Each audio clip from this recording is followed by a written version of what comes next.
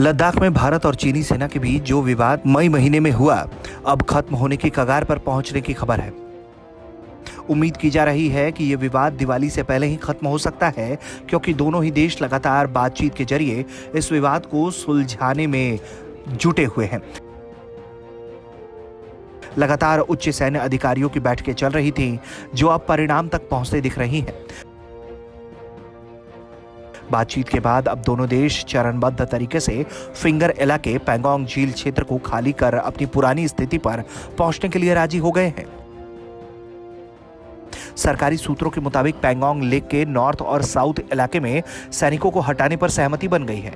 दिवाली के आसपास यहां से राहत की खबर आ सकती है। दोनों देशों की सेनाओं के बीच लद्दाख बॉर्डर पर फिंगर इलाके में सैनिकों को हटाने पर सहमति बन सकती है। अगर ऐसा होता है तो दिवाली से पहले देशवासियों के लिए एक बड़ी खबर होगी। आखिरकार 6 महीने के लंबे समय के बाद पूर्वी लद्दाख में भारत और चीनी सेनाओं के बीच सैन्य विवाद सुलझने जा रहा है। दिवाली के मौके पर भारत और चीनी सेनाएं इस इलाके में अपने सैनिकों को पीछे करेंगी। ये प्रक्रिया 3 चरणों में होगी। पहले चरण में पैंगोंग झील के इलाके में चीनी और भारतीय सैनिक पीछे हटेंगे। खासतौर से चीनी सेना फिंगर 4 से वापस फिंगर 8 पर जाएगी। इसके साथ ही भारतीय सैनिक भी फिंगर 4 से पीछे अपने इलाके में मौजूद रहेंगे। उसके बाद रजांगला चिंगला जो सदन पैंगोंग का इलाका है, वहाँ पर भी सैनिकों की वापसी होगी। दोनों सेनाएं अपने 30% सैनिक पीछे करेंगी। टैंकों को पीछे हटाया जाएगा और इस तरह से 3 चरणों में पैंगोंग के उत्तरी और दक्षिणी दोनों इलाकों में जो इस वक्त सैन्य जमावड़ा है उसको वापस लिया जाएगा। और एक तरह से अप्रैल की जो स्थिति है पूर्वी लद्दाख के अलग अलग इलाकों में, जहां पर दोनों सैनिक अपनी अपनी पोजीशन पर मौजूद थे, वहां पर पहुंचेंगे। तो एक तरह से एक पहला मौका होगा जब लंबे समय के बाद चीनी सेना अपने इलाके में वापस लौटेगी। और एक तरह से पिछले 6 महीने के दौरान भारत की तीनों सेनाओं और भारत सरकार का जो एक तरह का चौतरफा दबाव रहा है चीन के ऊपर, वो एक बड़ा कारण माना जा रहा है इस सफलता के पीछे।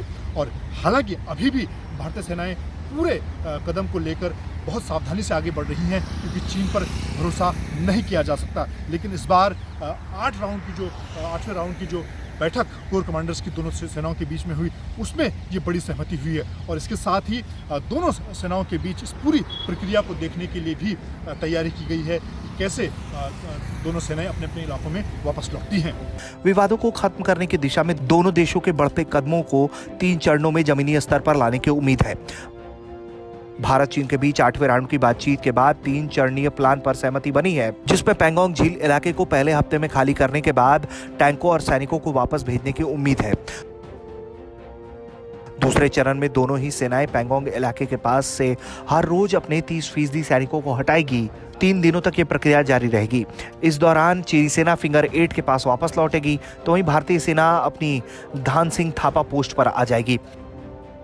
वहीं तीसरे चरण में दोनों ही सेनाएं पैंगोंग झील इलाके के साउथ क्षेत्र से अपनी सैनिकों को हटाएंगी। साथ ही चुसूल रिजांगला की जिन पहाड़ियों पर तनाव के वक्त कब्जा किया गया था, उन्हें खाली करने पर भी सहमति बनने की खबर है।